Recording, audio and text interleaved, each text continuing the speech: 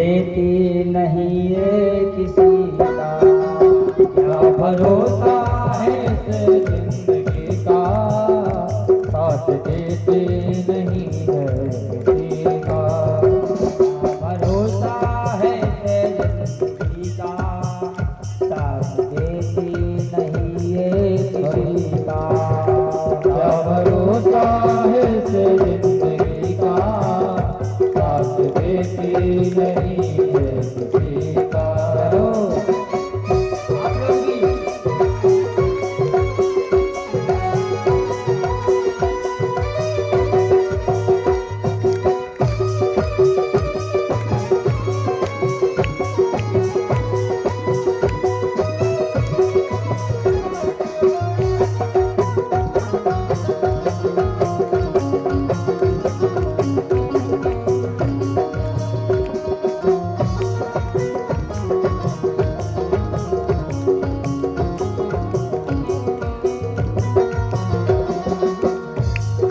रुक जाएगी चलते चलते, तम्मा बुझ जाएगी जलते जलते, तम्मा बुझ जाएगी जलते जलते, तम्मा बुझ जाएगी जलते जलते, रुक जाएगी चलते चलते, तम्मा बुझ जाएगी जलते जलते, तम्मा बुझ जाएगी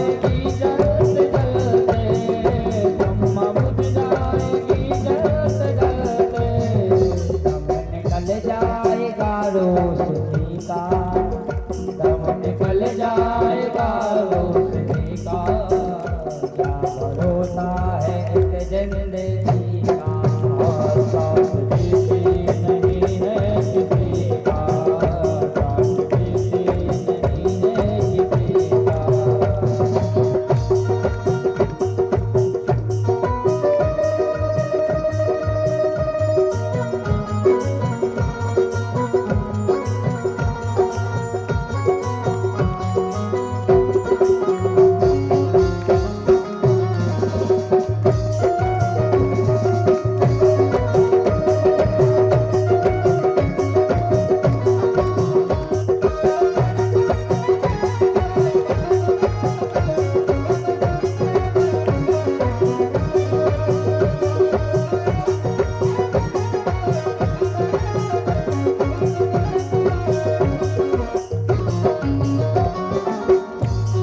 रहेगा मुहाबत रहेगी, दास्तां अपनी दुनिया कहेगी, हम रहेगा मोहब्बत रहेगी, दास्तां अपनी दुनिया कहेगी, हम रहेगा मोहब्बत रहेगी, दास्तां अपनी दुनिया कहेगी, हम रहेगा मोहब्बत रहेगी, दास्तां अपनी दुनिया कहेगी, नाम रह जाएगा आदमी का, नाम रह जाएगा आदमी का, नाम रह जाएगा आदमी का, नाम रह जाएगा आदमी का, क्या भरोसा है इस जिंदगी का, क्या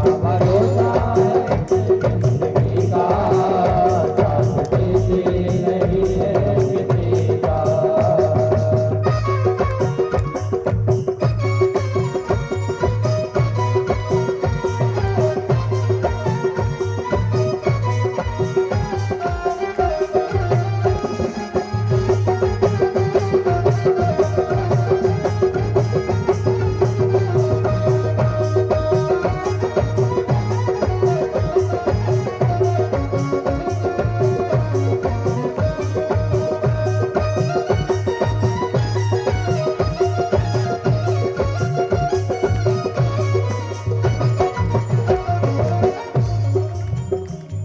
भरोसा है इस जिंदगी का, साथ देती नहीं है किसी का।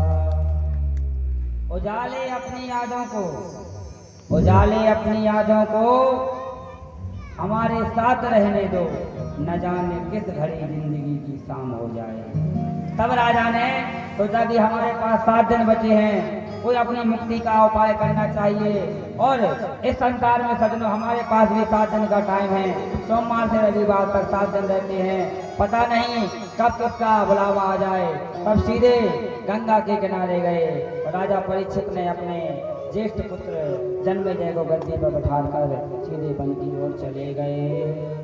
लिखा है, अक्सर हमारे गुरु जी कहा करते थे कि गंगा के अंगा भले, घर की भली न खीर, साधुन के धक्का घले, निर्मल होते शरीर। बहनों, जब भी आपको घर से बाहर निकाल दिया जाए और आपको लगे इस संसार में हमारा कोई नहीं, तो वृंदावन चले जाओ, अयोध्या चले जाओ और बाबाओं के धक्के खा लो, तो आपका शरीर निर्मल हो जाएगा। और दूसरी चीज, आपके जीवन में कोई समस्या आ जाए तो आप बरगद के पेड़ के नीचे बैठ जाओ। लिखा है, कि राम भगती जहाँ सोरे सरि धारा, सरे सरि ब्रह्म विचार प्रसारा। राम भगती जहाँ सोरे सरि धारा,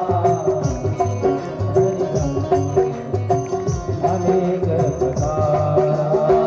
जय सिया राम, जय सिया राम, जय सिया राम, जय सिया राम, जय सिया राम, जय सिया राम, जय सिया राम,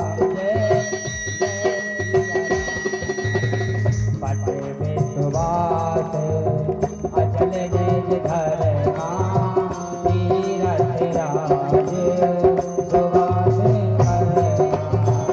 बटे विश्वास अचल निज धर्मा, तीरथ राज समाज धर्मा।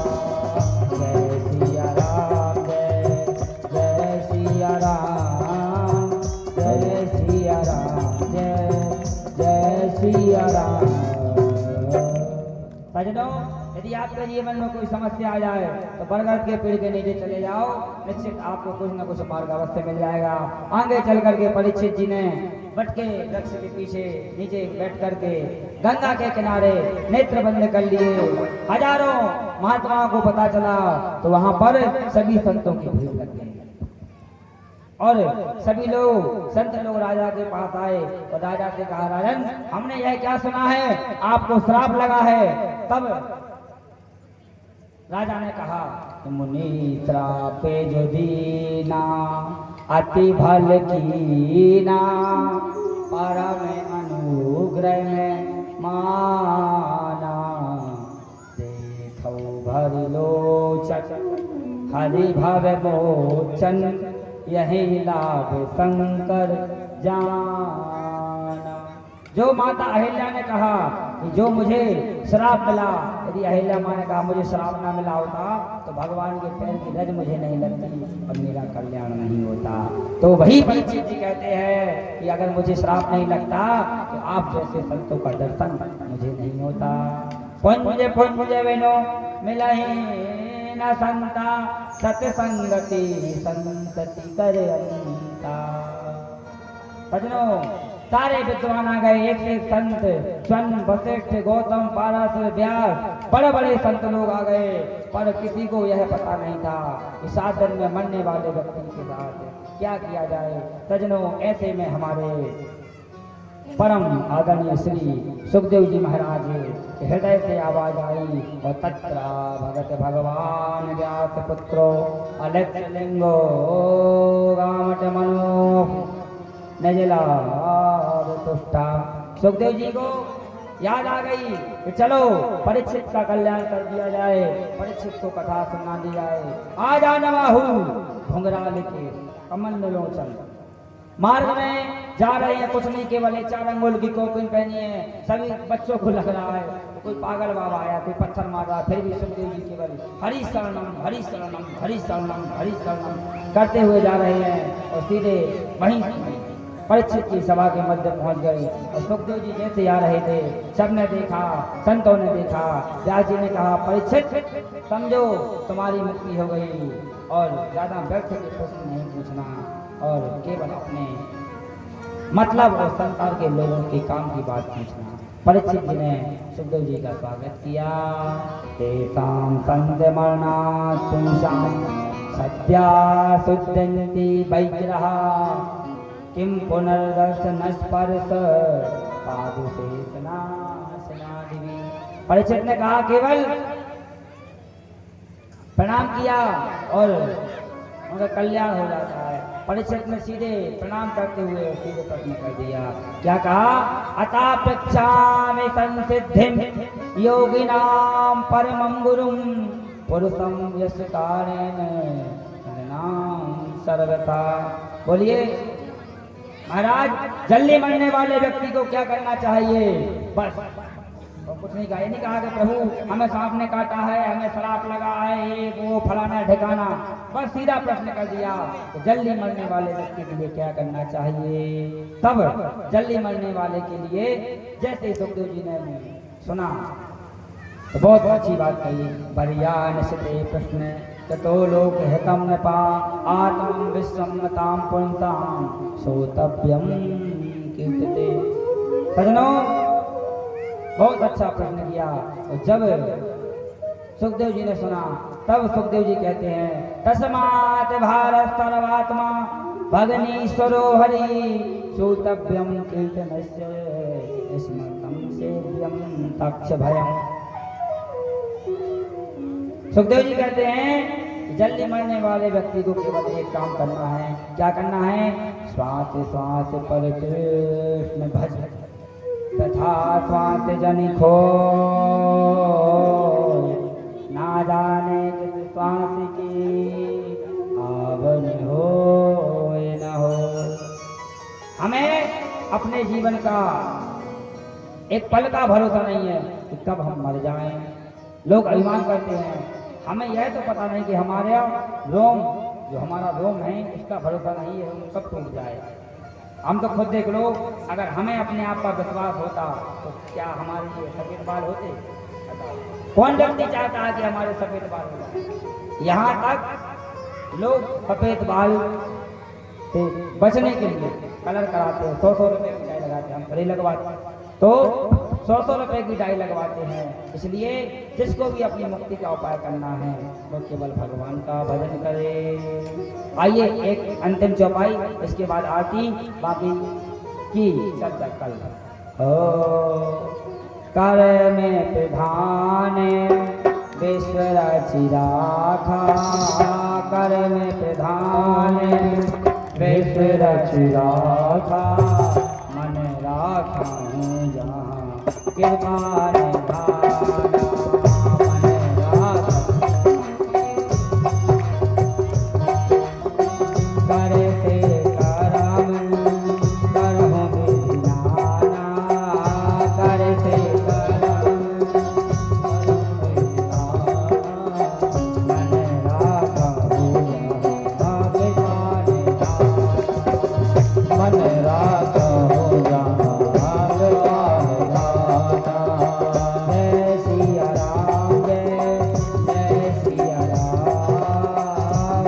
सिया राम जय जय सिया राम, जय सिया राम जय सिया राम।